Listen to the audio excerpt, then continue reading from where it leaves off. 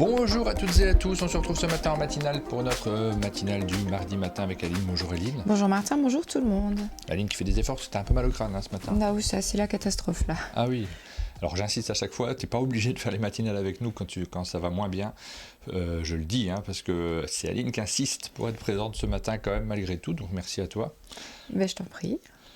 Bon, merci à ceux qui nous suivent de manière générale. On a un petit menu, on est tous les deux ce matin, on a eu un invité hier, nous avons reçu l'équipe de Pandora Games. Oui, ils sont venus avec Taiki, on a fait une vidéo avec eux et c'était chouette de découvrir le jeu un petit peu plus que ce qu'on avait évoqué à Cannes.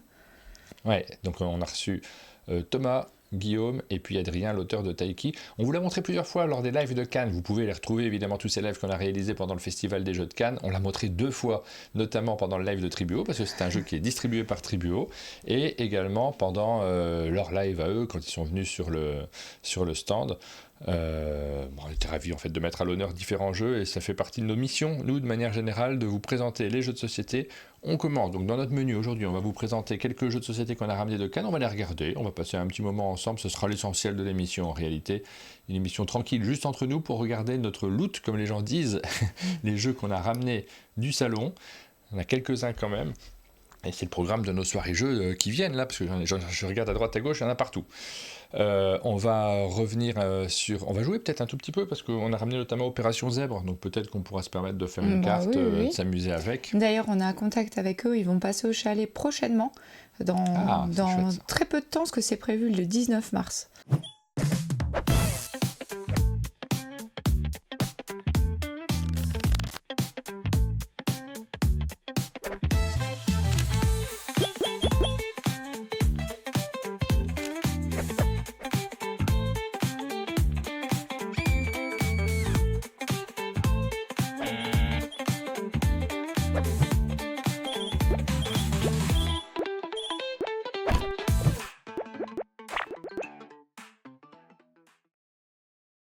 Vous avez vu, j'en parle un tout petit peu, ça fait partie de notre programme de ce matin, la pub de Danger. Donc le jeu, est-ce que je l'ai ramené? Non, je suis pas sûr. Il est au chalet, parce qu'on y a joué dernièrement. C'est le jeu qui est publié par la boîte de jeux, que vous avez déjà vu, je me souviens plus du nom de l'auteur, pardon, mais ça je l'ai pas retenu par cœur, mais vous l'avez déjà vu sur notre chaîne, puisqu'on a réalisé la vidéo de Danger, et cette semaine, vous verrez la publicité. Je suis pas là demain, donc il n'y aura pas de matinale demain matin, je le redis en début d'émission. Donc de ce fait, on la fera durer un petit peu sur la semaine prochaine aussi, cette publicité-là. Et ça sera évidemment la publicité qu'on diffusera dans nos actus ludiques de jeudi. Et puis ça nous permet de remercier la boîte de jeux qui nous soutiennent en diffusant ces publicités et les éditeurs qui en ont diffusé pendant le festival des Jeux de Cannes, puisque c'est un modèle économique qui est un peu important pour nous, malgré tout. On y réfléchit de plus en plus. On a de plus en plus d'éditeurs qui ont du mal, les petits éditeurs notamment, à faire des vidéos, de se déplacer au chalet, ce genre de choses, où c'est compliqué pour eux parce que leur budget, parfois, pour réaliser la communication autour d'un jeu reste très limité. Dans ces cas-là, à la fois les publicités, c'est une bonne solution pour eux pour être présents malgré tout, puis nous, on est complètement ravis de pouvoir les diffuser aussi. On se rend compte surtout, j'ai vu quelques commentaires passer, on se rend compte surtout que ça n'est pas pénible pour ceux qui regardent parce que vous êtes intéressé par le sujet tout simplement et c'est bien logique. Les publicités des fois ça nous saoule quand ça passe à la télévision, mais quand c'est un sujet qui nous intéresse ça nous attire l'œil. Et la publicité ciblée c'est à la fois un peu inquiétant sur certains aspects parce qu'on se dit que en ce moment nous on a beaucoup bien. Vous avez besoin d'un roll-up, vous avez besoin d'un kakémono. On a les flyers en ce moment, même sur notre télé maintenant. Ouais, vous avez besoin d'une bannière ou d'une bâche. Ça veut vraiment dire qu'avant de partir à Cannes, on a fait imprimer des choses. Mais il y a deux très bons aspects à ça, c'est quand la publicité ciblée nous intéresse, c'est chouette, et puis ça permet de financer aussi, parce que nous on se pose de vraies grosses questions en ce moment sur notre modèle économique. Il y a eu une période pendant laquelle tout le monde nous disait il faut que vous soyez plus cher parce que vous ne pouvez pas tenir, et c'était vrai, et là on est plutôt dans la période où les éditeurs nous disent on a bien conscience que vous n'êtes pas assez cher pour vous, mais il faudrait que vous soyez moins cher pour nous. Et c'est vraiment la tendance actuelle, c'est beaucoup de retours d'éditeurs qui nous disent pour nous c'est compliqué maintenant de payer les vidéos, et on se dit il faut qu'on trouve un autre modèle économique. On y réfléchit beaucoup actuellement parce que clairement on ne peut plus monter les prix et nos prix sont déjà trop bas. Donc vraie problématique là-dessus. Rachel, qui est présente ce matin, nous demande ce que je vais faire à Paris. Euh, à Paris, j'ai rendez-vous pour déjeuner simplement avec l'équipe, donc je fais l'aller-retour pour déjeuner le midi avec... Ça, elle sait. En fait, ce qu'elle te demande, c'est si tu as prévu un truc supplémentaire à faire à Paris. Non, je n'ai pas trouvé de truc supplémentaire à faire, donc je vais juste faire l'aller-retour pour manger le midi. Bon, mais en même temps, on a besoin de voir les gens avec qui on travaille, donc ça ne sera pas inutile quoi qu'il arrive. Mais je vous cache pas que dans ma semaine, c'est un peu chaud. Là, c'est une semaine qui est en gruyère et j'ai pas beaucoup de temps. Voilà pour mon programme de demain. Vous ne me verrez pas demain, j'espère que vous allez vous remettre. Je vous parlais justement de modèles économiques, je vous parlais de commentaires, donc de commentaires sympathiques sur les publicités. J'ai trouvé ça très agréable de voir quelques personnes dire, notamment pendant les lives, j'aime beaucoup les séances de pub. Je vous lis là sur le chat, c'est la Marina qui disait que c'est dommage que ça soit en anglais. Oui, c'est elle. Oui, alors c'est dommage que ça soit en anglais, mais en même temps pour les éditeurs, ils ont effectivement des publicités en anglais, notamment quand il y a eu des Kickstarter, j'imagine. Et là, ils les ont juste, merci parce que ça concerne les pubs Lucky Duck Games, merci à eux de les avoir sous-titrés, d'avoir fait l'effort de travailler dessus. Évidemment, ils n'allaient pas réenregistrer les voix, mais même je trouve que je les trouve intéressantes quand même, je trouve ça chouette. Je suis désolée, mais Mélodie, elle me fait rire. Elle dit que tu veux déjeuner en paix comme Stéphane alors que t'es pas cher. Ah, bien oui, c'est vrai que je suis pas cher. On modère ou pas? Tiens, c'est une autre question que je me posais. J'ai failli la garder pour la matinale de jeudi. Peut-être que on reposera la question. Jeudi, il y a plus d'audience quand même sur les matinales avec Pénélope qu'on rediffuse sur la chaîne YouTube principale. L'origine de cette question, je vous laisse y réfléchir, puis on en reparlera peut-être jeudi avec Pénélope. Ça sera intéressant d'avoir son retour, notamment parce qu'en plus, elle est concernée par ce genre de questions. Sur notre chaîne YouTube, on a beaucoup de commentaires qui nous font vraiment plaisir et je pense moi je suis content d'avoir des commentaires sur la chaîne YouTube, j'ai pas tellement envie de les couper. L'origine de cette question-là vient du fait que Monsieur Fall, vous l'avez peut-être vu, a choisi de diffuser des vidéos maintenant en interdisant les commentaires, en se disant écoute, j'en ai marre, j'ai la flemme maintenant de les lire et c'est très souvent agressif. Ça devient aussi, parce que c'est quelqu'un qui a un peu d'expérience, donc on n'hésite pas à le critiquer, mais c'est souvent agressif, c'est évidemment toxique, parce que même si lui, c'est quelqu'un de solide, Fall, il est quand même capable de... Et puis il a su gérer ça pendant des années, les commentaires, les retours des gens. Malgré tout, il y pense. Quand il y a des commentaires qui arrivent, nécessairement, il a envie d'y répondre. Donc même la réponse, il la formule, il la réfléchit, ça lui prend un moment dans sa journée. Ça joue sur ta fatigue mentale, en fait, les commentaires. Oui, même quand on les supporte, même quand on est suffisamment costaud, c'est assez pénible en termes d'implication, de temps passé à y répondre, et puis l'idée que ça génère, quand on est un peu moins solide que lui peut-être, ça peut être assez compliqué aussi. Et sur le Festival des Jeux de Cannes, on a eu 2-3 commentaires qui étaient assez désagréables, je vous l'ai dit, notamment vis-à-vis des animateurs, et ça je trouve ça très déplacé parfois. On a eu très peu, vraiment très très peu, parce que dans l'ensemble, on a eu que des messages d'amour et des messages qui sont agréables. Je pense vraiment qu'on est vraiment très chanceux sur les commentaires. Oui, exactement. Là, j'ai regardé, on a rediffusé les conférences du Festival des Jeux. Il y a des commentaires, mais je pense que les gens ne se rendent pas compte en réalité de parfois la toxicité de leurs commentaires. Et pendant très longtemps, pendant des années... Alors, pardon, moi j'ai un doute là-dessus. Écoute, là, il y a eu un message sur la vidéo... la conférence dans laquelle il y a Vincent Goya qu'on a déjà reçu au chalet, qui est quelqu'un que j'aime beaucoup, moi, qui est très sympathique, et l'un des commentaires c'est il a l'air fatigué, on dirait qu'il s'en fout d'être venu là. Voilà, point. Et il y a juste ça. Et en fait, ce commentaire, pourquoi? C'est vraiment une réflexion que s'est fait la personne qui a regardé, sans doute parce qu'à un moment, il y a eu un plan sur lui qui n'était pas... mais même dans la vie, je trouve toujours ça assez désagréable quand quelqu'un te dit « Oh, dis donc, mais t'as l'air fatigué. » C'est super. Merci, j'espère que tu vas bien aussi. Mais ce que je veux dire, c'est que ce commentaire-là, c'est pas forcément quelqu'un de nocif. C'est pas forcément quelqu'un pour qui l'idée est toxique. C'est peut-être juste quelqu'un qui est d'une profonde maladresse, qui est très désagréable. On a eu ce genre de commentaires sur nos animateurs pendant Cannes, de manière complètement déplacée. Je les ai pas supprimés pendant Cannes, et en fait, ça me travaille depuis. Depuis, je me demande, est-ce que je devais supprimer directement? Est-ce que je devais même protéger nos animateurs en évitant qu'ils les voient passer? Alors, ça concerne Pénélope notamment. Il y a eu un commentaire sur sa façon d'animer qui est évidemment différente de la mienne, mais c'est naturel. C'est pour ça qu'on travaille avec Pénélope. C'est parce qu'elle est différente de nous. C'est parce que justement, elle a un regard et une façon de parler où elle utilise notamment son expérience, et c'est ça qui est sympathique à regarder. Moi, j'ai pas envie d'avoir que des clones de moi, de personnes qui n'ont pas, qui ont ma façon d'animer qui est particulière et qui est saoulante aussi d'une certaine manière, ce qui va pas plaire à tout le monde, parce que personne ne plaît à tout le monde. Ce genre de commentaires, en réalité, si on les prend de manière irréfléchie, ça devient toxique parce qu'on se demande est-ce que c'est vrai, est-ce que c'est faux, est-ce que les gens pensent ça, il y a plein de questions qui se posent derrière qu'on doit vite désamorcer, et c'est ce que je fais là ce matin, c'est ce qu'on refera. Il faut que nous qu'on désamorce en disant en fait c'est exactement pour ça qu'on bosse avec toi, mais la question qui se pose derrière, c'est est-ce que je dois les supprimer? Est-ce qu'on arrive à éduquer les gens? Non, en vrai, non, on n'arrivera jamais à faire comprendre que ce type de commentaire est toxique parce que les gens ne s'en rendent pas compte, mais ils sont éminemment toxiques. Et moi, ce qui me frappe, c'est qu'il y a des gens qu'on connaît bien, qu'on aime bien, dont on sait qu'ils ne sont pas négatifs et qui de temps en temps s'hasardent à ce type de commentaires sans faire exprès peut-être, ou sans avoir la conscience que derrière, ça va travailler dans l'esprit des gens. Il faudrait se poser la question, nous dit la Marina, est-ce qu'en face on dirait la même chose? Si c'est non, ne pas commenter. Oui, mais cette question-là, des fois...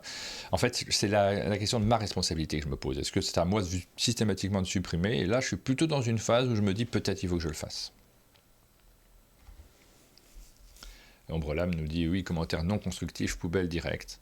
Ouais, mais alors la problématique, c'est qu'on a vécu une longue période d'Internet dans laquelle la modération était perçue comme quelque chose de répréhensible d'une certaine manière. Le fait de supprimer quelque chose sur lequel il a commencé à y avoir une conversation, parfois c'est vécu comme une atteinte à la liberté d'expression.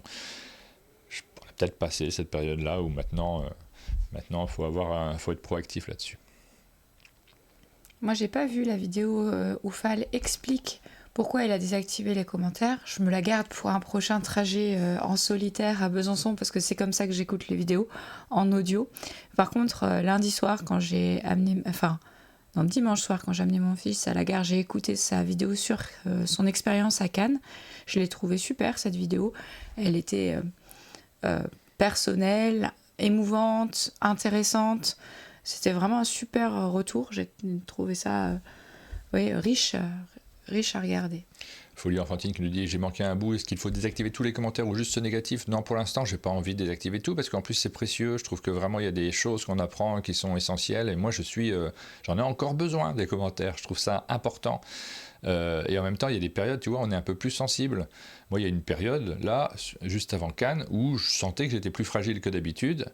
Et il ne fallait pas que j'ai trop de commentaires négatifs, je pense, pendant cette période-là. On a eu du bol, nous, on n'en a pas eu du tout. Et sur toute la période de Cannes, on n'a pas eu grand-chose. Donc, on touche du bois dans ces cas-là, mais on n'est pas toujours pareil non plus, nous, pour les affronter, ces commentaires-là. Overcrash qui nous dit c'est très déplacé, on a le droit de ne pas aimer sans pour autant déverser sa haine. Alors, oui, sauf qu'il y a des gens qui ne se rendent pas compte de la toxicité, vraiment, c'est ça la vraie question. Je vous donne un exemple sur les commentaires qu'on a eu sur Cannes. On a eu un commentaire d'une personne qui nous a dit j'adore la façon d'animer de Martin, d'Aline et de Damien. Point. Et en fait, peut-être qu'il ne s'est pas rendu compte que ce commentaire était l'un des plus horribles que j'ai lus, en réalité. Ce commentaire-là, moi, je le trouve absolument insupportable. Et c'est peut-être quelqu'un qui aime bien la chaîne, qui est toujours là, qui a envie d'être positif, qui peut-être, lui, il y a une personne qui lui revient moins. Qu'une partie, non, mais peut-être même pas. Peut-être il a juste regardé une partie, il nous a vu nous trois, et il a voulu laisser un commentaire gentil. Non, c'est pour ça que... C'est pas possible. En fait, c'est un commentaire haineux, celui-ci. Mais il s'en est peut-être pas rendu compte, il s'est pas rendu compte de la limite. En fait, c'est ça. Et à un moment, qu'est-ce que je fais? Est-ce que je le supprime juste? Est-ce que je réponds en expliquant qu'il ne faut pas faire ça, mais déjà on est dans la conversation et c'est compliqué? Qu'est-ce que je fais en fait? C'est ça que je ne sais pas. Je suis un peu perdu là-dessus sur la façon de faire et je l'ai laissé. Et en vrai, je pense que j'aurais dû le supprimer directement. Mais le supprimer directement, tu vois, c'est aussi une façon de faire. Il y a quelque chose qui me dérange dans cette réflexion-là que j'arrive pas à résoudre. En fait, c'est juste que dans les... Non, Guirout, pour expliquer, c'est juste que dans les personnes citées, il en manque une. Et en fait, si tu cites, en félicitant les 3 animateurs, sauf Pénélope, c'est forcément que si elle le lit, et même nous, quand on le lit, c'est pas très agréable pour elle. Folie enfantine nous dit la réponse était de marquer et Pénélope est encore mieux. Oui, mais en fait la propre réponse est déjà toxique en elle-même. Enfin, on rentre dans une sorte d'escalade de n'importe quoi et je pense qu'il faut peut-être simplement le supprimer. Bon voilà, je vous ai partagé ça ce matin. C'est des vraies questions qu'on se pose nous souvent, sur lesquelles on n'a pas la réponse. Le fait de partager avec vous, je ne cherche pas une réponse immédiate, je sais bien que ça va être assez complexe, mais ça me permet aussi d'aborder la question, tout simplement, juste l'aborder. On verra si on en reparle jeudi ou si on a déjà fait suffisamment ce matin. Non, en fait, quand on lit ça, on a vraiment envie d'aller faire un gros câlin à Pénélope. On se dit, si on a lu ça, directement, on a lu ça, elle l'a lu aussi probablement, et c'est jamais agréable. Oui. Et inversement, ce serait n'importe lequel qui serait zappé dans un commentaire comme celui-là. C'est pas agréable. Mais je pense que peut-être je vais les supprimer sur l'avenir. Pas laisser ça, parce qu'en fait, se dire non, là c'est une safe zone, une place sur laquelle on peut venir, on ne sera pas agressé, et même les modérateurs, ceux qui gèrent, vont supprimer. Peut-être qu'il faut juste avertir, simplement, qu'on supprime systématiquement tous les commentaires qui nous paraissent déplacés, toxiques, tout simplement. Parce que la toxicité, c'est insidieux, on ne se rend pas compte, mais ça peut vous ronger de l'intérieur. Et on ne se rend pas compte tant qu'on n'a pas fait des vidéos, en fait. C'est que souvent de l'extérieur, on dit simplement, mais on a le droit de s'exprimer, on a le droit de dire ce qu'on pense. Bah oui, dans l'intimité, par mail, et pas puis, en public. Oui, c'est aussi... Dans le cas de ce commentaire-là, c'est complètement injustifié, d'autant plus que si on était, comme tu dis, 4 animateurs exactement identiques, eh ben, ça n'a aucun intérêt. Et puis les gens qui ont de la personnalité génèrent ça. C'est-à-dire que Pénélope, c'est quelqu'un qui a beaucoup de personnalité, qui a beaucoup de qualité, et qui donc génère naturellement de l'adoption, de la validation des gens qui se reconnaissent en elle, et des gens qui justement ne se reconnaissent pas. Et en fait, ça génère automatiquement ça. Moi qui suis plus insipide, je vais moins générer ça, et c'est Martin, pas une qualité. Il s'auto-commente négativement. Voilà, je me m'auto-toxique. Voilà, allez, c'est parti, on enchaîne. Je crois qu'il appelle les petits cœurs, en fait. Je te fais un petit cœur, moi. On enchaîne. Mais non, mais alors par contre, j'ai dit ça de manière ridicule, mais je suis plus mesuré dans ma façon de faire, et en fait, c'est pas une qualité sur certains points de vue, mais ça j'en ai parfaitement conscience. Regarde. On regarde les jeux qu'on a récupérés de Cannes, on va vous les montrer, on va pas ouvrir toutes les boîtes. Hein. Hop. Alors, les jeux qu'on a récupérés, on en a pas mal.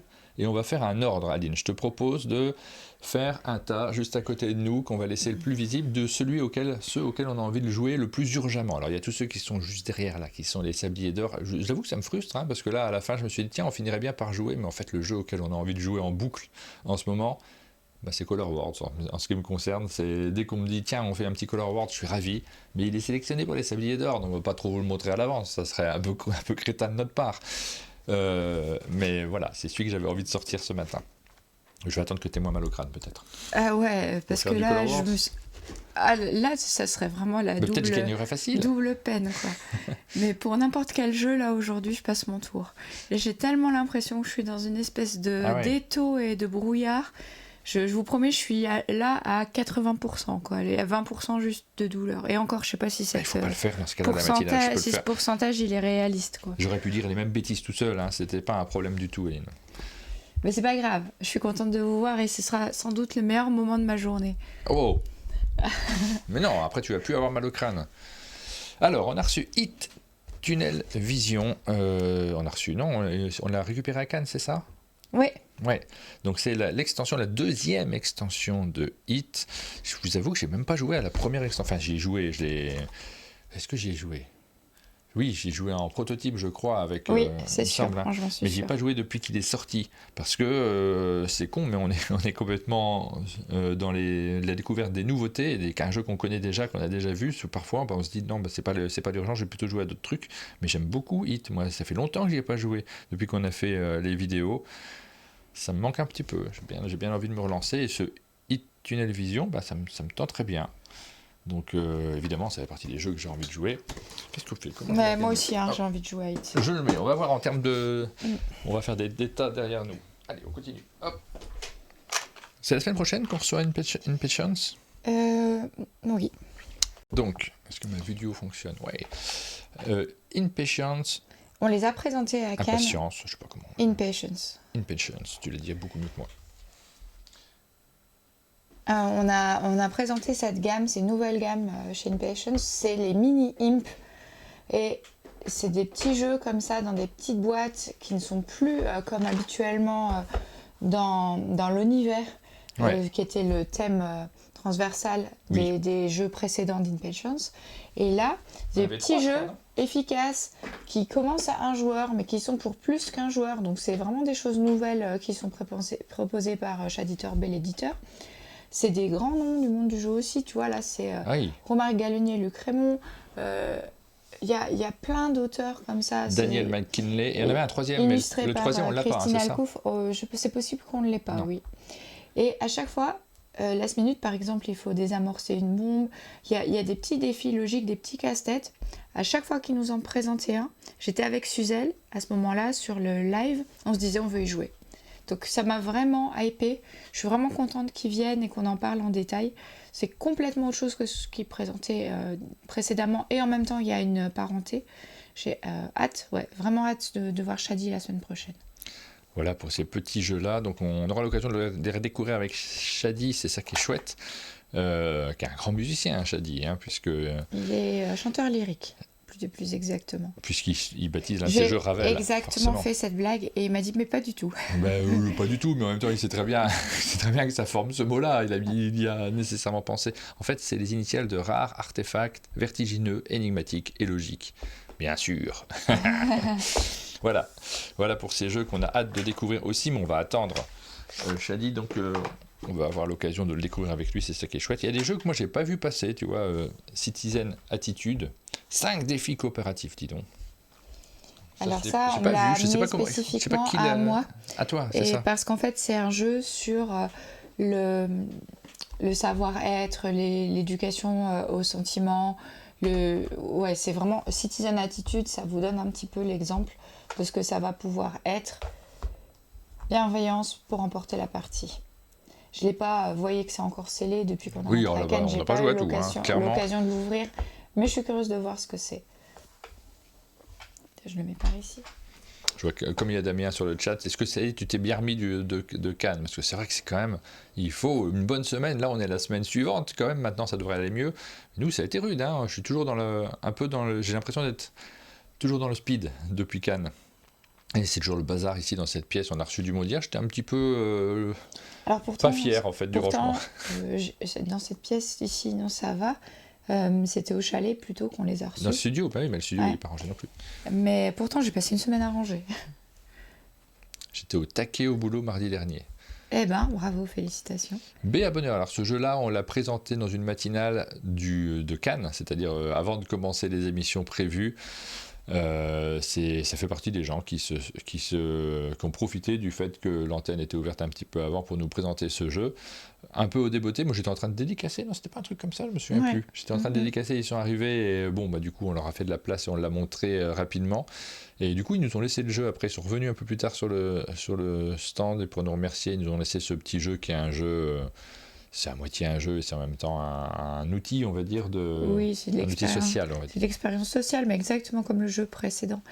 BD Verdu, je vais te répondre parce que là, on a parlé de commentaires et ça laissait peut-être une chape un petit peu triste ou, je sais pas, morose. Mais pour l'ambiance générale à Cannes, elle était incroyablement festive et enthousiaste. Oui, bien. Moi, j'ai vraiment eu l'impression de passer un Cannes joyeux et de voir des gens souriants et bienveillants un peu partout.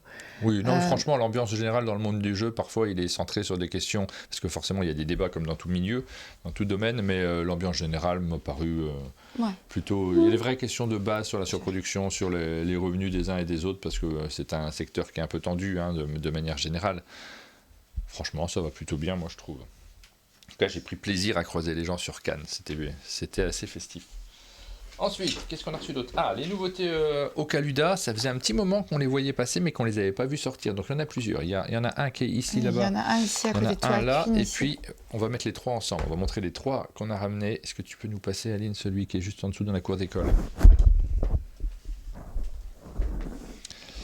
Oui, on attendait des nouveautés chez Ocaluda. Ça me fait plaisir de les voir sortir et ça me fait plaisir de les avoir sur la table. Alors il y en a un que je connais pas du tout, c'est Queen, Marie-Antoinette. Celui-ci, ça fait partie des nouveautés dont on n'avait pas parlé lors de la précédente venue d'Ocaluda au chalet. Et du coup, j'ai pas eu l'occasion de le découvrir. Les deux autres, on les connaît. À la fois celui-ci parce qu'on y avait joué avec ses auteurs, Rémi et Nathalie Saunier. Et Duke, parce qu'il était déjà prêt l'année dernière. Je me souviens là, sur Cannes, je crois même qu'il était jouable. ce Et petit jeu de c'était à cartes. Essen qu'on avait vu Duke Moi, je crois que je l'ai vu à Cannes un déjà. peu partout. Et en fait, Duke, c'est Camille réadapté. C'est Oui. un précédent jeu au Caluda qu'ils ont réadapté pour un marché plus large que précédemment. Dans la cour d'école, c'est un jeu de Rémi et Nathalie Saunier où on va fouiller sous des feuilles de marron qui sont représentées sur des cartes pour trouver des objectifs et fouiller et s'amuser comme on le faisait dans les cours d'école avec les feuilles mortes. Très chouette. Ça, c'est vraiment alors, très tu vois, chouette. là-dessus, on réfléchit à des nouveaux formats. Et il y a un format dans lequel on a commencé à en parler à Cannes un petit peu aux éditeurs. Je le fais publiquement là parce que peut-être il y a des éditeurs qui vont tilter par rapport à ce format-là.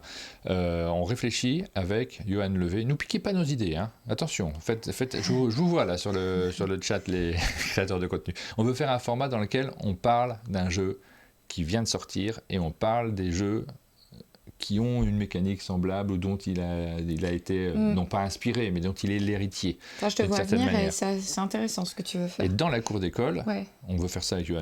Oui, non, mais je sais, ça je sais. C'est un jeu qui se base sur la fouille. Alors c'est un jeu enfant, il a ses particularités, mais en fait dans la catégorie jeu de fouille, il y en a quelques-uns qui nous ont marqués et c'est une catégorie assez limitée, mais que j'adore moi en réalité. J'aime vraiment les jeux dans lesquels on fouille dans un truc en vrac sur la table. Et il y en a beaucoup que j'aime et je crois que j'adorerais faire cette émission. J'y avais pas pensé, mais là en sortant le jeu, je me dis mais ça rentre complètement dans ce format-là. Parler de ce jeu et de parler de ceux dont il est l'héritier. Même y réfléchit, même si les auteurs n'ont pas réfléchi à des jeux en particulier derrière, mais qui ont existé par le Comme passé. Fast Food, c'est à ça que je pensais. Exactement, il y a Fast Food, mais c'est pas le seul. Il y en a beaucoup d'autres. Là, récemment, on a parlé du jeu qui est publié par Lucky Duck Games qui s'appelle Fit to Print en anglais et je ne sais plus le titre français. Redac Chef. Et évidemment, les jeux de l'Adage Va-t-il, dont Galaxy Trucker. Il y en a quelques-uns qui sont comme ça, dans lesquels on fouille, qui sont géniaux. J'en ai un qui est pas mal aussi, qui s'appelle Cast of Con, je ne sais pas si tu connais. C'est cité dans le chat. Plutôt pas mal aussi. Oui. Et donc j'adorerais revoir une réédition, j'en ai déjà parlé à Ludo Maublanc. Et nous, on avait eu aussi à Cannes, enfin je sais pas si je parle pour Damien ou pas, mais sacré coup de cœur en ce qui me concerne sur les illustrations de Queen Marie-Antoinette, c'est super joli. Ça donne vraiment, vraiment envie de jouer au jeu. Mais la boîte n'est pas ouvrable par contre, j'ai l'impression. Elle est une tente d'ouvrir la boîte. Ça y est. Je vais y arriver. Voilà, donc très content d'avoir des nouveautés chez Ocaluda, pouvoir les poser sur notre table, pouvoir y jouer et les partager avec vous. Je n'ai pas les dates de sortie en tête, mais dans la cour d'école, c'est ce mois-ci. Hein. On a vu dans la liste, celui-ci, ça doit être un peu plus tard parce que je ne l'ai pas vu dans la liste des jeux qui arriveront. On a eu l'histoire du jeton premier joueur aussi en live. Si vous voulez retrouver cette histoire, vous allez regarder le live où est présent Christophe de Caluda. Moi, je ne l'ai pas vu celui-ci. J'ai encore du retard dans les... Hop. De temps en temps, je regarde un, mais j'ai plein de lives que je n'ai pas vus sur Cannes, nécessairement. C'est rare, hein, c'est rare. Jusqu'à présent, j'étais la seule personne qui avait vu à peu près toutes les vidéos de notre chaîne, mais là, je commence à avoir du retard sur certains formats quand on anime à plusieurs, nécessairement. On ne peut pas tout regarder. Hop, on range celui-ci, on continue à vous montrer les jeux, parce qu'il y en a plein à vous montrer, et c'est un plaisir aussi. Donc, en termes d'urgence à jouer, Duke, on connaît un petit peu. Queen, j'ai aucune idée de ce que c'est, donc c'est plutôt de la curiosité. Sorti, on va regarder. De quoi ? Mets-le dans la pile des jeux que tu veux jouer prochainement. Ouais, ça marche. Donc, je mets ça comment ? Comment je m'organise ? Allez, ceux que j'ai le plus hâte de jouer, on va mettre Queen en évidence, parce que comme je ne le connais pas du tout, j'ai envie de me cultiver. Culture ludique. Quand tu nous tiens. Ensuite, Paper World. Donc celui-ci, on a fait une vidéo, on le connaît très très bien, donc c'est pas dans l'urgence, mais j'avais vraiment bien aimé ma partie. Hein. Elle arrive hyper rapidement sur la chaîne, c'est peut-être la prochaine que je monte. Alexandre Aguilar, Benoît Turpin, illustré par Olivier Derueto. C'est un jeu qui est publié par Lumberjack. Avec un goût de Lumberjack pour ce genre de couverture, parce qu'on a vu passer... dans le live qu'on a fait de Retour de Cannes, il y a l'image aussi, mais on a vu passer sur les réseaux sociaux, notamment sur ceux de Ludovic Maublanc, la prochaine couve de Alice chez Lumberjack. Il y a aussi cet effet de profondeur avec du découpage. Et pour avoir vu d'autres choses, il y a encore des choses comme ça à venir. C'est le Willows qui nous dit « J'ai réussi à regarder tous les replays des lives, mais c'est un temps monstre à y consacrer. » Félicitations, hein, parce qu'effectivement, ça prend du temps. Je pense. Exactement comme le temps qu'on a passé à les tourner. Ouais. Donc voilà, celui-ci il n'est pas ouvert. Celui-ci en particulier, on en a deux du coup, des Paper World. Peut-être, oui. Je ne sais plus si on en avait gardé un. Est-ce que j'ai déjà raconté l'anecdote sur ce jeu-là d'Antoine Roffet ? Je sais pas quelle en live. anecdote Non, tu tu ne sais parles pas. alors. Bon, il n'y en a qu'une. Antoine Roffet, on le croise à Cannes et on se dit, bon, on essaye de se revoir, je ne sais plus ce qu'on raconte, mais la prochaine fois qu'il vient au chalet, oui, notamment sur Alice, parce qu'on avait parlé éventuellement de sélectionner Alice pendant les Sabliers d'Or et finalement le jeu n'était pas prêt. Donc on lui a dit, on va faire une super vidéo. Alice, c'est un thème dans lequel on peut faire des choses sympas. Il m'a dit, mais de toute façon, je reviens avant. Je reviens avant au chalet parce qu'il faut que je vous présente Paper World quand même, ça serait chouette. Donc j'ai hâte d'être au chalet pour en parler. Et là, c'est très rigolo, je trouve quand même. On lui a répondu, on l'a déjà fait. La vidéo était déjà venue en janvier. Il se souvenait plus. Donc il était à la fois content d'avoir déjà préparé un truc et en même temps un peu déçu parce que mince, je reviendrai pas puisque j'ai déjà fait. C'est marrant, voilà. Paper World, j'ai bien envie d'y rejouer. En tout cas, j'ai vraiment bien aimé la partie. Je vais me faire plaisir à monter cette vidéo. Quand on a aimé un moment, se replonger dedans, c'est super agréable. Après, Gribouille, c'est chez Studio H. Très beau programme chez Studio H. Je te dis, on va le mettre dans la liste des jeux à rejouer rapidement parce que je suis sûre qu'il plaît à nos enfants ce jeu. Oui, Leaders. Peut-être rester de l'autre côté. Ah non, il est tout en dessous de cette pile-là. Je peux me lever si tu veux. Bon. Vas-y, lève-toi alors. Alors, Gribouille, c'est un jeu dans lequel on est basé un petit peu sur l'écriture des médecins qu'on a du mal à déchiffrer et à relire. Et effectivement, sur les cartes, vous avez toutes des cartes avec des choses écrites qui ne sont pas simples C'est basé aussi sur la lecture qu'on va devoir en faire. Pardon, je redis ça dans le micro. C'est effectivement basé sur l'écriture de mots compliqués avec une question de rapidité qui fait que pour en écrire un maximum, il va falloir écrire vite. Et si on écrit vite, on écrit mal. Donc on a une écriture de docteur. Et ensuite, il y a un autre joueur qui va devoir lire ce qu'on a écrit et essayer de recomposer le nom des médicaments prescrits. C'est super drôle, c'est assez frénétique. Et franchement, jouer avec la mauvaise écriture qu'on peut avoir quand on écrit vite, je trouve que c'est rigolo. Très bon live avec Studio H, nous dit Damien, surtout quand je dis à Thibaut qu'il est médecin. Effectivement, ce crayon seringue est tellement formidable. Franchement, rien que ça vaut le coup. Vraiment, il y a la petite fiche pour écrire ses ordonnances, mais il y a aussi, attention, un petit... Voilà, les noms qu'il va falloir recomposer sont sur des morceaux, je vous montre ça, sur des espèces de petites pilules, et il va falloir les recomposer quand on nous lit la prescription. Par exemple, si quelqu'un nous lit Exot, Hexagine, Xili, il faudra piocher les bons et les remettre ensemble. Oui, on peut faire plein de blagues avec ce stylo seringue, effectivement. Je pense que tous les médecins vont acheter ce jeu pour faire des super blagues avec leurs patients. Ça va être super. Donc voilà, celui-ci, clairement, ça c'est un jeu que j'aimerais bien montrer en vidéo aussi. C'est pas un appel du pied à l'éditeur parce que je te propose aussi une émission sur les mots imprononçables qu'il y a dans les jeux avec Cosmopolite et puis tu sais le jeu où on fabriquait des noms. Très chouette celui-là. J'ai plus le titre. Crazy Words. Ça marche aussi. Je le mets dans ma pile des urgences parce que j'ai très envie d'y rejouer aussi. Il faut avoir le public et Leaders. Évidemment, c'est l'un des jeux. On est passé chez Jules pour récupérer des choses qu'il avait ramenées pour nous de Cannes. Il nous disait, mais j'arrête pas de faire des parties de Leaders. Et il adore, comme nous tous, le matériel, la mise en scène du jeu. Ouais, c'est vraiment super beau chouette. jeu. C'est un de ceux qui ont le plus buzzé, comme on dit vulgairement, sur Cannes. Tout le monde a envie d'y jouer. Vous avez vu cette boîte avec un tiroir à l'intérieur. Vous aviez déjà une boîte avec un tiroir à l'intérieur? Moi, j'ai pas de souvenir de ça. Je trouve que c'est, en termes de développement, de réflexion de l'éditeur, de conception du matériel, il y a quelque chose à part dans ce jeu-là. On a envie de l'avoir. Déjà de base, on a envie de l'avoir. Après, on s'intéresse au jeu en disant mais est-ce que c'est un jeu qui va me correspondre? Mais non, mais évidemment. Non, mais je veux dire, en termes de réflexion, regarde le standise, c'est du bois. Ouais. Tu vas pouvoir mettre ton personnage à l'intérieur, tout est magnifique. Gros punch, board.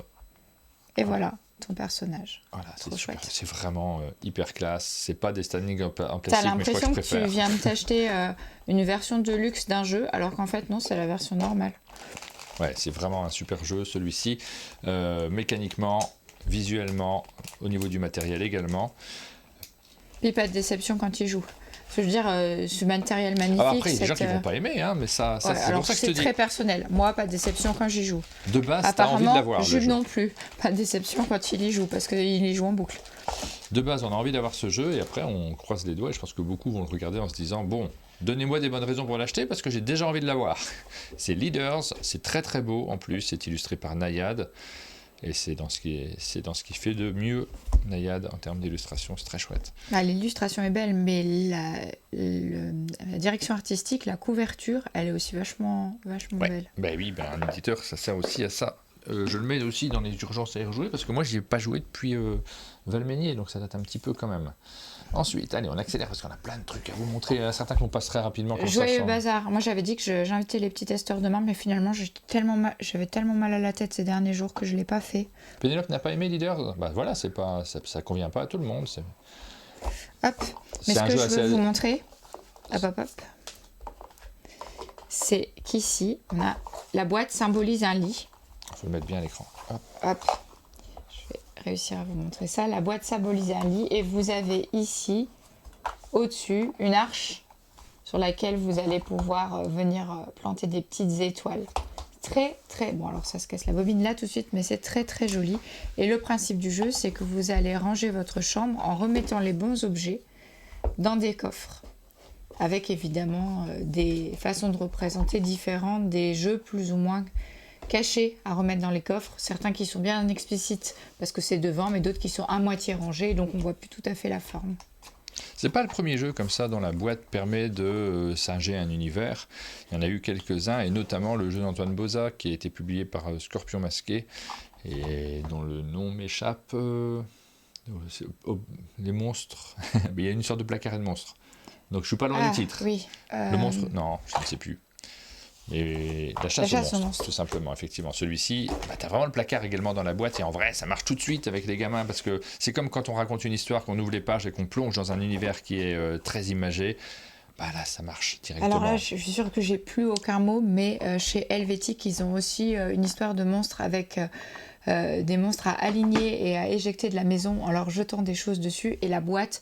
je crois que ça s'appelle la chasse aux monstres, et la boîte forme la maison, la porte et les fenêtres. C'est pas la chasse aux monstres, c'est des chaussettes. C'est un jeu avec des chaussettes. Alors, c'est une autre histoire de monstres. La chasse aux monstres, c'est celui dont on vient de parler d'Antoine Boza chez Scorpion Masqué. Et ben voilà, si j'avais pas la migraine, je retrouverais ça, parce que je l'ai beaucoup fait en classe, mais là tout de suite, j'ai juste un espèce de brouillard. Ou un truc dans le genre, c'est possible. Je ne sais plus, mais il y a chaussettes dans le titre. Si, c'est la chasse aux monstres. Mais non, je viens de te le dire que c'est celui d'Antoine Boza, la chasse aux monstres. Ok. Très bien, je ne sais plus alors. Pas de pitié pour les monstres, merci. Voilà, bonne réponse de Ludo Maublanc. Hop, Daydream. On n'a pas rouvert cette boîte-ci, notre boîte, mais c'est un jeu qu'on a beaucoup apprécié quand on a eu l'occasion d'y jouer au chalet avec Rachel, qui est sous sa douche en ce moment même. C'est important d'insister. Lève-toi bien derrière les oreilles, on n'y pense pas suffisamment aux oreilles. Et parfois, il reste des énormes morceaux de patates qui sont accrochés juste derrière. Il faut bien les enlever. Et entre les doigts de pied aussi. Je pense que c'est l'autre endroit. Voilà, Daydream. Donc, c'est le jeu de Roll and Write dans lequel vous avez un plateau en tout cas, parce que chaque joueur, on va vous montrer que ça, on ne va pas rentrer plus dans les détails, mais chaque joueur a son plateau. Hop, comme ceci, et en fait, soit vous jouez à ce jeu-là, soit vous jouez à ce jeu-là, soit vous jouez à ce jeu-là, soit vous jouez à ce jeu-là. Il y a des règles communes, mais il y a des scorings qui sont différents en fonction des jeux auxquels vous jouez. Vous pouvez aussi jouer simplement à ce petit jeu-là ou à ce petit jeu-là. Et vous pouvez les enchaîner. Donc vous avez vu qu'il y en a quand même pas mal qui sont différents en fonction des configurations que vous choisissez. L'idée est brillante, c'est plutôt sympa. Ce système qui permet de varier les plaisirs, sachant que ça ne change pas tout non plus, hein, ça reste le même système de jeu. Voilà pour Daydream. C'est une idée brillante en termes de développement de l'éditeur. Je trouve que le travail est assez remarquable. Moi, j'ai bien envie d'y jouer parce que contrairement à toi, je n'ai pas encore joué à Daydream. Eh ben écoute, on se le met dans la pile centrale, mais on met tout dans la pile centrale. Là, ça va pas du tout. Là, notre pile des urgences. Alors, je réponds aussi à Zaïl Willows qui me demande si c'est prévu de mettre un peu plus en avant le cartable ludique. C'est prévu que Simon de Blâne vienne au chalet spécifiquement pour en parler, pour qu'on fasse un format qui puisse ensuite utiliser à destination des écoles, des académies, des parents, pour présenter le projet et essayer d'avoir ces ambassadeurs dont il a besoin pour que le projet existe. Pour rappel, pour ceux qui ne sont pas au courant de ce projet-là ou qui n'ont pas vu le live à Cannes, il s'agit d'un abonnement ludique proposé aux enfants des écoles, un peu à la manière de ce que propose l'école des loisirs en termes d'albums jeunesse. Donc c'est super sympa. Le principe est très chouette. Si vous voulez plus d'informations en attendant cette vidéo faite avec Simon, vous pouvez retrouver ça un soir des lives de Cannes, je dirais peut-être le samedi soir. Alors on n'ouvre pas toutes les boîtes, on va enchaîner rapidement parce qu'il est déjà 8h51. Tic Tac Top, c'est le jeu qui sort chez Explorer. Tu m'as dit que tu avais très envie d'y jouer. C'est celui dans lequel on essaie de faire un morpion en essayant de placer. Donc il y a un petit côté essayer d'avoir les mêmes idées qu'un autre joueur autour de la table. En fonction d'un thème qui a été tiré, il va classer des éléments et vous allez essayer de ces mêmes éléments de les placer de manière à ce que quand, je suis très mal expliqué, mais la personne qui dévoile son ordre, c'est trop compliqué à expliquer comme ça. Ah, pourtant, ça paraît pas être un décrypto. C'est juste que j'ai choisi de ne pas montrer le matériel, je l'ai dit moi-même, et en réalité, il fallait montrer le matériel. Allez, je vous montre le matériel, et puis je vous l'explique plus simplement, parce que là, sans le matos, c'est laborieux, c'est naze. Donc on a un joueur qui va tirer un thème, par exemple celui-ci. Enfin, je pense que Damien t'appelle ma chérie, parce qu'il te dit « Mais la zénithale, ma chérie ». Top des choses accrochées au mur d'une maison. Donc un joueur va ordonner ces choses qui sont indiquées sur la fiche, sur sa feuille individuelle et sans le montrer aux autres joueurs. Et les autres joueurs, ce qu'ils vont faire, c'est choisir certains mots, alors toujours dans la même fiche, mais ils vont jouer de ce côté-là. Eux, ils vont choisir quelques mots de cette fiche-là et les écrire dans leur case. Pourquoi ? Parce que tout simplement, quand le premier joueur va révéler son ordre, les autres vont cocher les cases en fonction de ce qu'ils ont choisi. Donc les plus évidents, ils vont essayer de les aligner, puisque le premier qui arrive à faire une ligne, et on pourra en faire plusieurs, vont marquer des points supplémentaires. Donc c'est très astucieux comme système de jeu. Et évidemment, c'est fun, puisqu'on parle tout simplement on compare les ordres, nos préférences, les goûts, on essaie de se mettre à la place d'un autre. Tu es en train de pleurer, Aline ? Ouais, la douleur me rattrape. Mais vraiment... je dois faire une tête atroce sur ce jeu. Horrible. Mais ce jeu, j'ai vraiment envie de tester pour voir ce que ça donne. La promesse est chouette. Je suis assez impatiente de tester. Hop, on place ça aussi dans la pile centrale. Allez, on accélère sans ouvrir toutes les boîtes. Ce coup-ci, on essaye, mais on ne va pas vous expliquer tous les jeux. Donc Panda Spin, par exemple, on ne va pas vous l'expliquer parce que je n'y ai pas encore joué, donc ça risque d'être extrêmement laborieux. Panda Spin, donc c'est un petit jeu qui sort chez Matago, merci beaucoup à eux de nous l'avoir laissé. Petit jeu de cartes, voilà, j'en dis pas plus, mais on a envie évidemment de le découvrir. Mythicals. Alors Mythicals, un jeu de Alexis Allard et Joanne Dufour. Beaucoup de Joanne Dufour en ce moment. Est-ce qu'on n'est pas, de chouettes jeux. Sauf erreur de ma part, exactement sur les auteurs de Color World? Exactement, tout à fait. Et rien à voir du tout. C'est un jeu pour 2 joueurs uniquement, celui-ci, extrêmement agréable graphiquement à regarder. Vraiment sympa. On n'ouvre pas toutes les boîtes parce qu'on a envie aussi de... là, on y a déjà joué pour le coup. Tout vous montrer. Moi, c'était vraiment une partie que j'ai adorée. J'ai vraiment beaucoup aimé Mythicals. C'est très beau en soi, mais c'est aussi très chouette à jouer. Parce que là, on l'ouvre pas, mais le matériel à l'intérieur, il est super beau aussi. Mythicals. On nous dit Panda Spin, les cartes sont superbes. Donc on est vraiment sur des jeux de très beaux jeux, heureusement, parce qu'effectivement, il y a de la concurrence en ce moment entre les différents éditeurs. Il vaut mieux que les jeux soient chouettes. Le Bon, La Chèvre et le Truand. J'étais pas là sur la matinale Igari, donc j'étais pas là non plus. Alors je vais pas vous aider là-dessus. C'est pas la matinale, le live Igari. C'était Pénélope. C'était Pénélope sur celui-là. Donc celui-ci, j'ai pas le pitch en tête, donc je vais pas vous l'improviser tout de suite. Par contre, on retrouve le savoir-faire des Igari, mais aussi les illustrations de Weberson Santiago. Ça fait toujours plaisir de le retrouver sur un jeu. Gros flop pour Mythicals, nous dit Ludinat, pour rien de nouveau et plutôt plat. Ouais. Alors c'est un jeu en mode duel et effectivement ça peut décevoir, et puis tout le monde n'est pas adepte de ce type de jeu, forcément. Le côté plat, c'est un truc que je lis souvent en fait sur les jeux à deux. On est tous ceux qui font leur retour sur les jeux de société, on est tous dans l'état d'esprit qu'il faudrait qu'on aime tous les jeux, et que quand il y en a un qu'on n'accroche pas parce qu'il ne nous correspond pas, parfois tout simplement on se dit le jeu marche pas. Et en vrai, parfois il y a certains types de jeux, donc moi je suis pas trop capable de parler parce que clairement je suis pas le public. Et je l'avais vu là sur Shadow Theater, pas mal de personnes qui me disent pour moi il marche pas du tout ce jeu, mais en fait quand je lis les retours, j'ai surtout l'impression, parfois je dis pas ça pour toi Lidinat, j'ai parfois l'impression que peut-être c'est pas pour vous en fait, parce que C'est un jeu simple, accessible, mais qui plaît pas forcément à tout le monde. Et on est un peu dans la même catégorie, je trouve, Mythicals, il y a une partie de bluff, il me semble, si je me souviens bien, qui est plus forte sur ce jeu-là que sur Shadow Theaters. Mais effectivement... Moi, j'ai bien aimé Shadow Theater. Enfin, ouais, j'ai trouvé ça plaisant. Je sais avec qui je peux y jouer. C'est super joli, donc ça donne envie à des joueurs qui n'ont pas forcément... Enfin, tu vois, le fait que ce soit super joli et mis en scène, ça donne envie à des joueurs que tu n'arriverais pas à faire venir sur du jeu à deux un peu tactique comme ça. Donc ouais, moi j'ai bien aimé.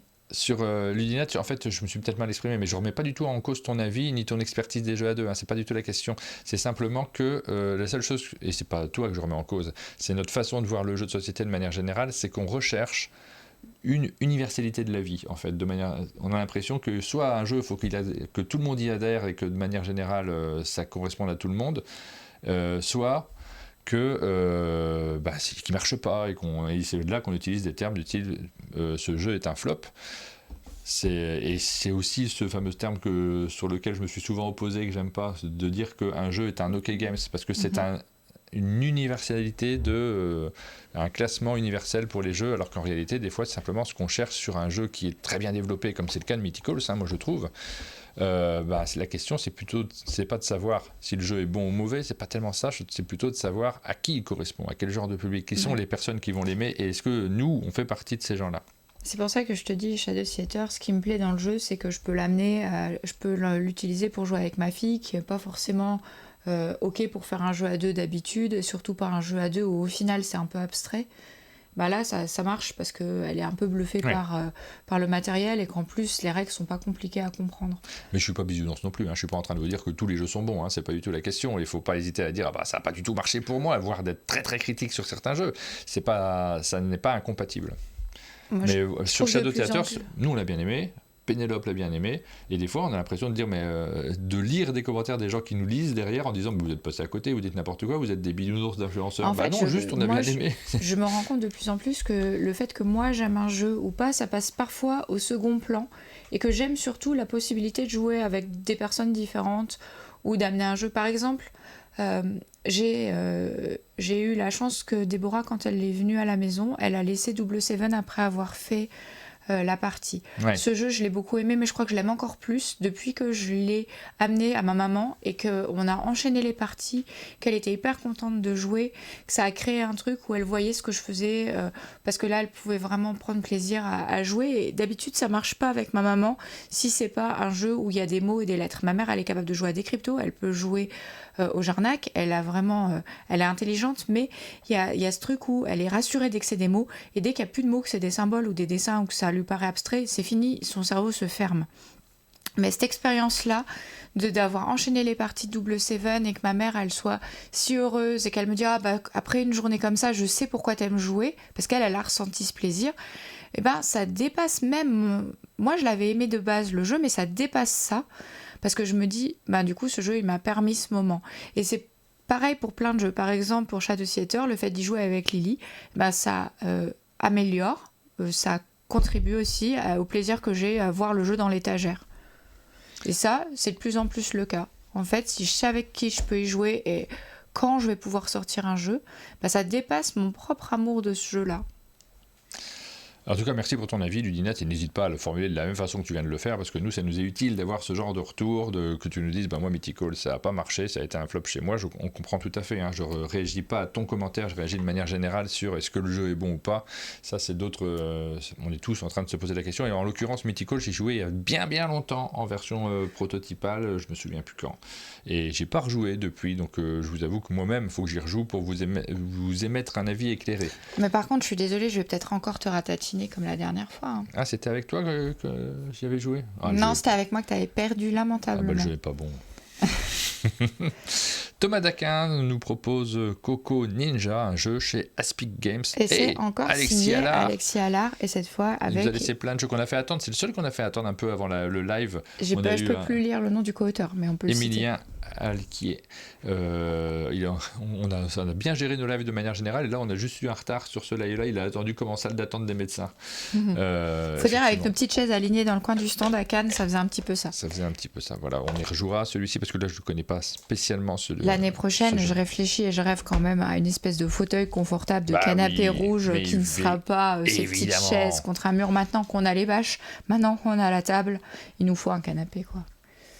Donc, on a Magikarta qui est arrivé, j'ai vu dans le live de Pénélope hier qu'elle a commencé à y jouer à celui-ci, nous pas encore, vous voyez qu'il est toujours sous cellophane, le jeu d'énigmes narratif créé par Fanelia et Tarn, illustré par Fanelia, toute seule. Voilà pour Magikarta, assez familial, assez accessible. Familial, je vais pas dire enfant, hein. C'est familial, c'est marqué quand même 10 ans et plus. Hein. Donc, c'est pas un jeu... Voilà, en fait, je crois que le terme familial veut tout dire. Ensuite, qu'est-ce qu'on a d'autre?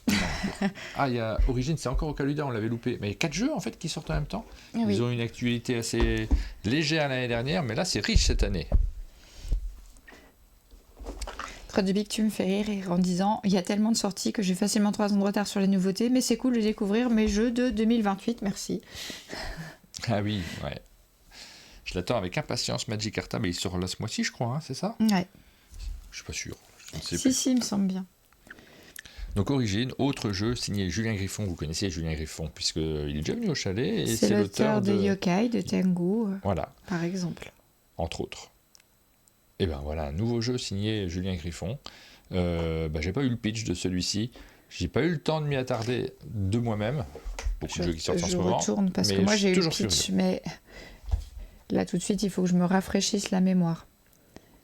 Bon, on n'aura pas le temps de jouer ce matin. Il y a une histoire de continent, exactement.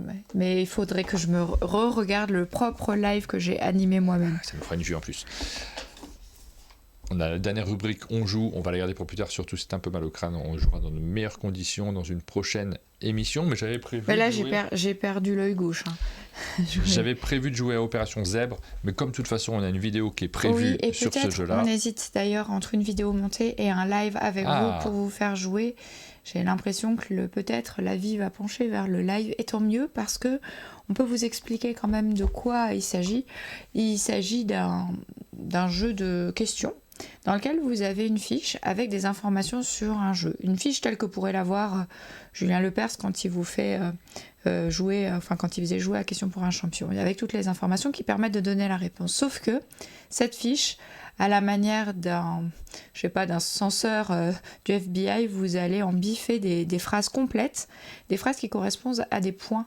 Et donc plus vous enlevez d'informations, plus ça va être compliqué de faire trouver la bonne réponse, et vous allez devoir juger ce que vous laissez, ce que vous enlevez.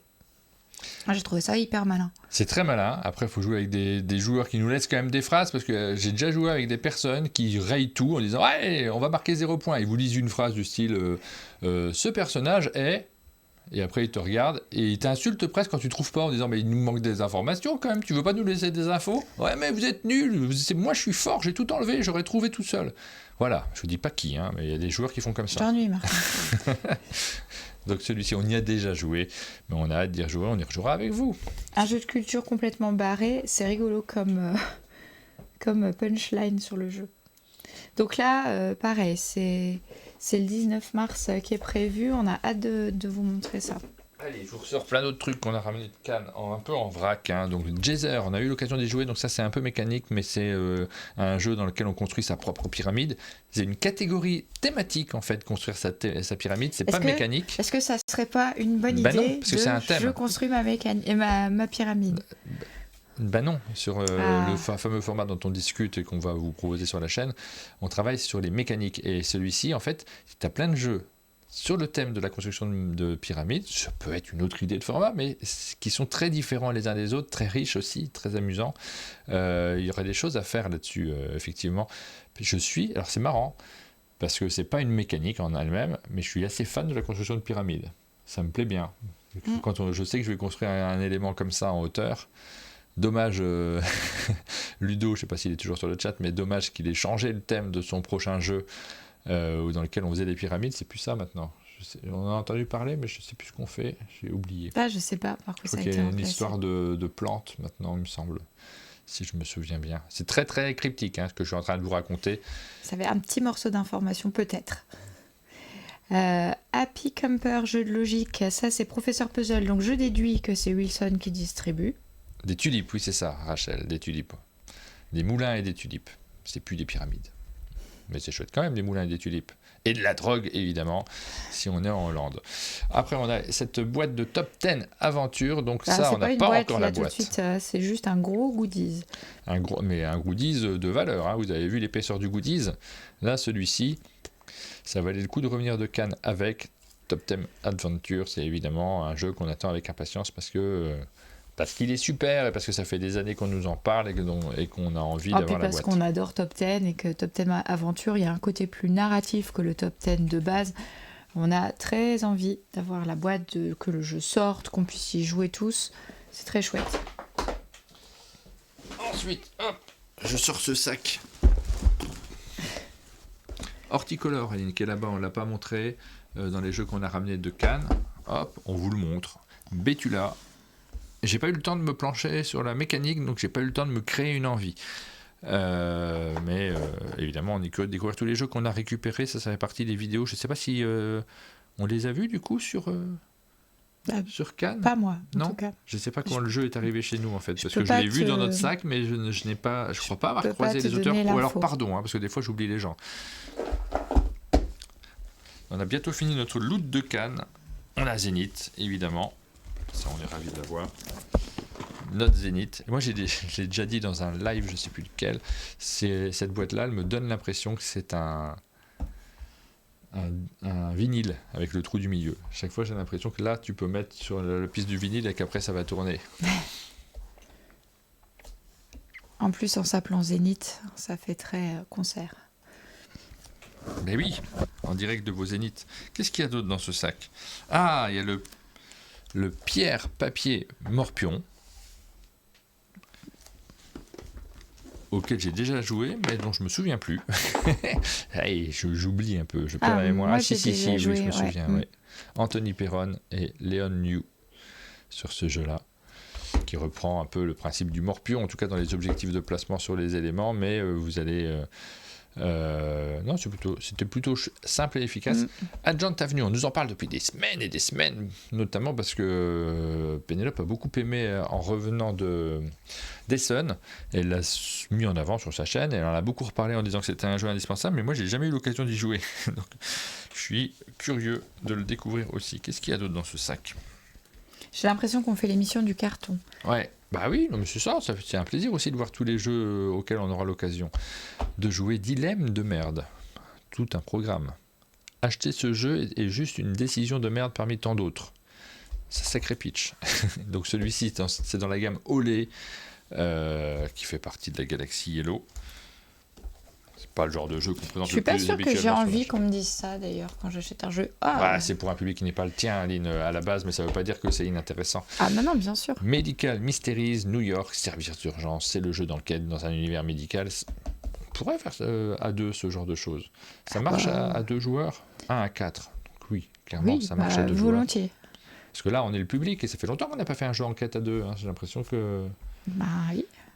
Tu me donnes jusque 16h là que j'ai plus mal à la tête. Oui, alors moi, et puis après... Je fais du dessin de presse encore cet après-midi. Je fais que du dessin de presse en ce moment. Je suis plus tellement dans une période de jeu de société. Forcément, il fallait libérer les dates pour Cannes. Il fallait que je sois disponible pour le jeu. Et de ce fait, ah oui, on peut aussi le garder pour quand Damien va venir.